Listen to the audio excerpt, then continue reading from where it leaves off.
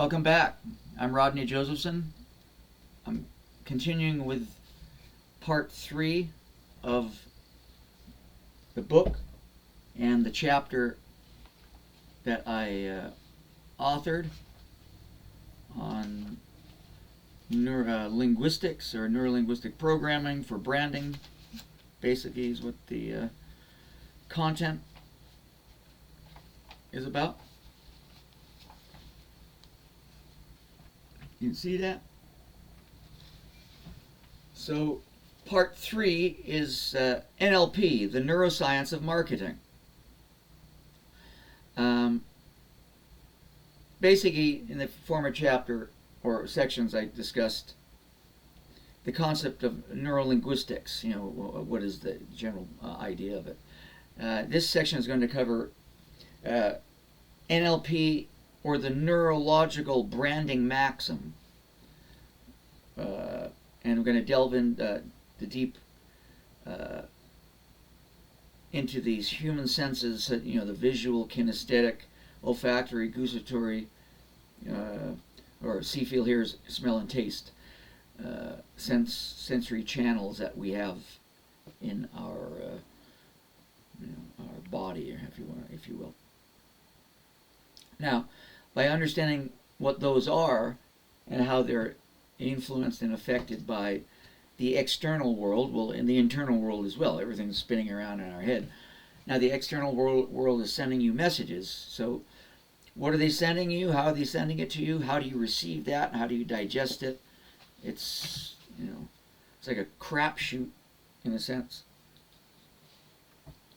So we can get a better idea of how this all works by studying neurolinguistics, etymology, symbolism, and so on. Everything related to communication, pretty much. Now remember, there's the psychological factors as well. How do I receive that information, and what's my brain doing when I receive it? Is there an adverse reaction, effect? Do I start laughing? Do I get mad? I mean, there are many things that could happen when you're sending a message through whatever means to someone that's receiving it. So, if we want to make an effective brand, we want to have a stimulating effect when it's sent to their receiving party, the consumer, if you will. Now, because language it's not simple. It's very complex for many reasons, especially English.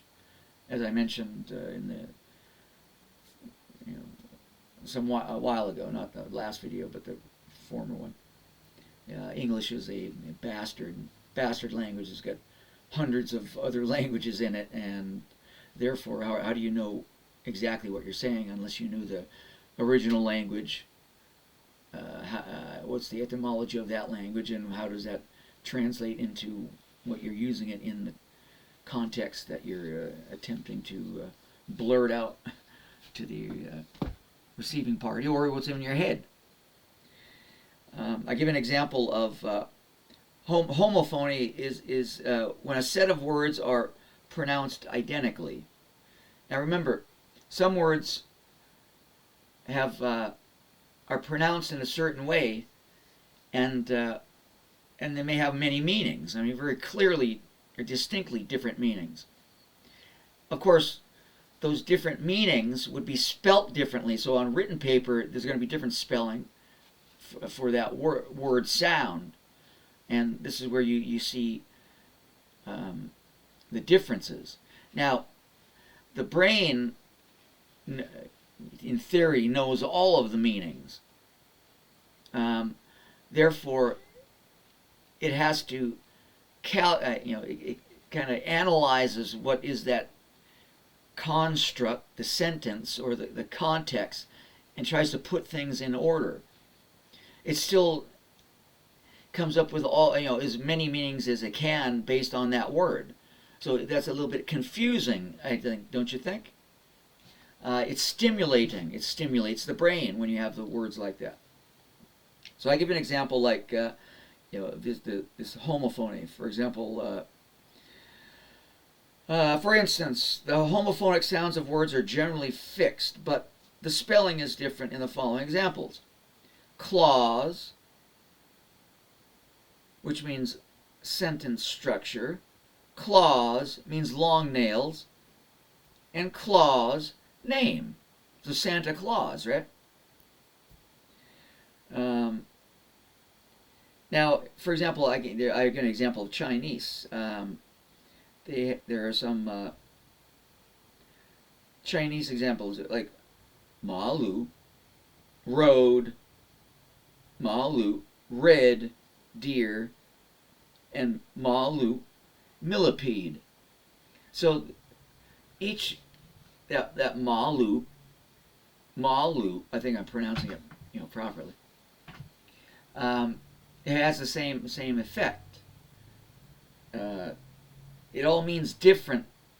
There are many different meanings to that actual sound or that word. So there's confusion.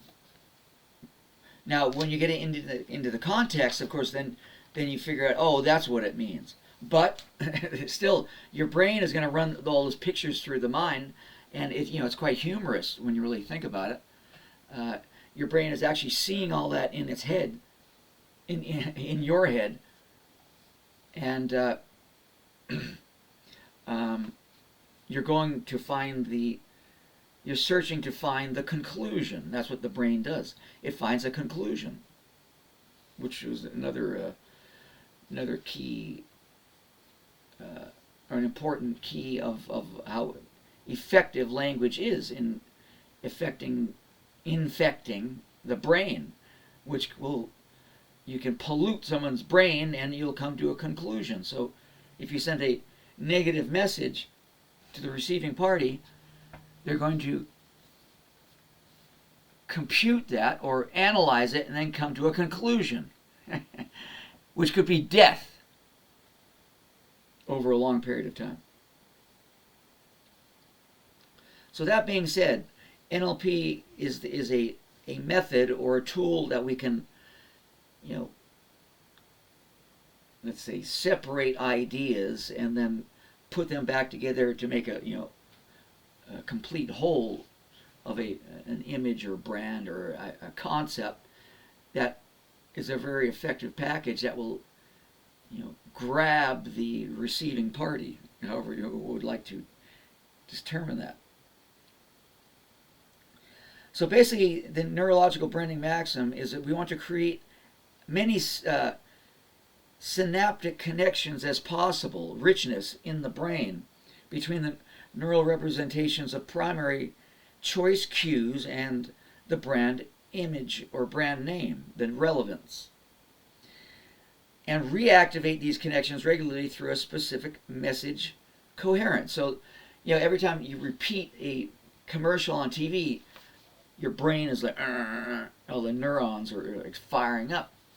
Now, depending on how it's designed or created, there are going to be more neurological network firing, more activity, or if it's not a good brand, it's not going to work as good, and your long-term memory will not be as solid as if it was a weak branding method.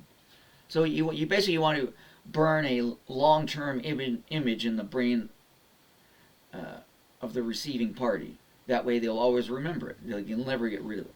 They'll be singing, they'll be singing that song in the shower until they go to the next level. Yeah, so basically that is the part 3 of the book. So I'm leading you in step by step to getting the grasp of what NLP can do, or neurolinguistics and related ideas can help and assist in building a brand. Thank you for listening. Please, like and give me ask questions, make comments, whatever you'd like to do. Thank you, and I'll see you in the next chapter. Goodbye. Which is going to be, section 4.